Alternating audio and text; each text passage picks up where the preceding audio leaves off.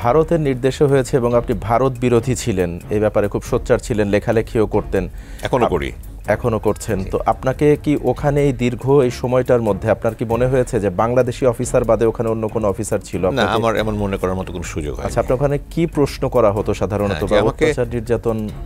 আমাকে তো প্রথমে নিয়ে যাওয়ার পরে আমি সেদিন তো পরদিন দুপুরে আমি অজ্ঞান হয়ে গেলাম। যে রুমে প্রথমে রেখেছিল ওখান থেকে আরেকটা রুমে নিয়ে গেল, ওটা তারা মেডিকেল রুম বলে পরে জানতে পেরেছি। ওখানে আমাকে 7 দিন পুরো স্যালাইনের উপর ছিলাম আমি, 6 থেকে 7 দিন। এরপর আবার আগের রুমে নিয়ে আসে আমাকে। এরপর থেকে আমি তাদেরকে বলতে থাকি যে আমাকে তো বলা হয়েছে জিজ্ঞাসাবাদ করো, জিজ্ঞাসাবাদ করতে আসে না কেন? তো 1 মাস পর্যন্ত এইভাবে আমি প্রতিদিন জিজ্ঞাসা করি, খালি বলে সময় হলে আসবে, তো আসেনি কেউ। আমাকে 22শে আগস্ট নিয়ে গেল, 21শে আগস্ট রাত 11:50 আমাকে এসে বললো আপনার সাথে আমাদের কর্তৃপক্ষ কথা বলবে।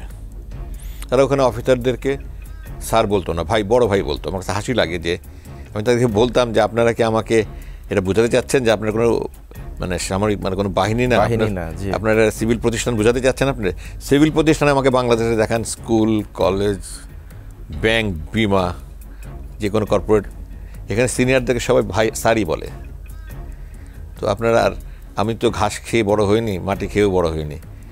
আমি বাহিনীদের কথাবার্তা শুনে আমি বুঝি যে আপনার কোনো না কোনো বাহিনী। আমি যে বুঝতে পেরেছি ডিজিএফআই, এটা কিন্তু আমি প্রথমে বলিনি, এবং এই মুক্তির পরেও যখন তদন্তে প্রমাণিত হয়েছে এবং ডিজিএফআই ডিজিদেরকে সেনাপ্রধান অবসর দিয়েছে, তারপর থেকে আমি মুখ খোলা শুরু করেছি। আমি জানতাম, এর আগে আমি বলিনি, কারণ আমার নিরাপত্তার কারণে। আমি যদি ভিতরে জানতে দিতাম যে আমি জানি তোমরা ডিজিএফআই, তাহলে হয়তো আমাকে মেরেই ফেলতো তারা, যেন কোনো আলামত না থাকে। যাই হোক, তো 11:50 আমাকে বললো যে আমি একটা হুবহু আপনি যে বাক্যটা বলেছে ওটা বলছি, একটা অঘটন ঘটনের আশঙ্কায় আপনাকে আটক করা হয়েছিল, ওটা কেটে গেছে, এখন আপনাকে মুক্তি দেওয়ার সিদ্ধান্ত হয়েছে। আমাকে 1 মাসে কিন্তু কিছু জিজ্ঞাসা করেনি। এটা 21শে সেপ্টেম্বর 2016 রাত 11:50। তো আমি তখন জিজ্ঞাসা করেছিলাম যে আমি কি এখন মুক্তির জন্য ঘন্টা গুনবো না দিন গুনবো?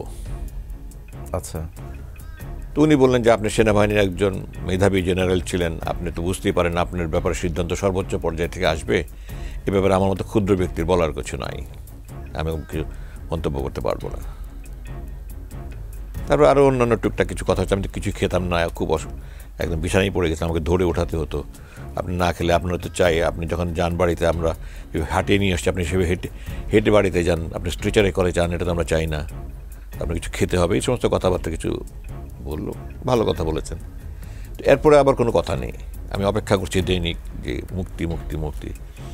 এর প্রায় মাসখানেক পরে 19শে অক্টোবর আমাকে প্রথম জিজ্ঞাসাবাদ করলো। আচ্ছা। এরপরে আরও 3 দিন পরে 22শে অক্টোবর নাকি 23শে অক্টোবর আমাকে জিজ্ঞাসাবাদ করলো, এবং শেষ জিজ্ঞাসাবাদ করলাম 7ই ডিসেম্বর 2016। এরপরে আর পরে সম্পূর্ণ 7 বছর 8 মাসে কোনো জিজ্ঞাসাবাদ করেনি।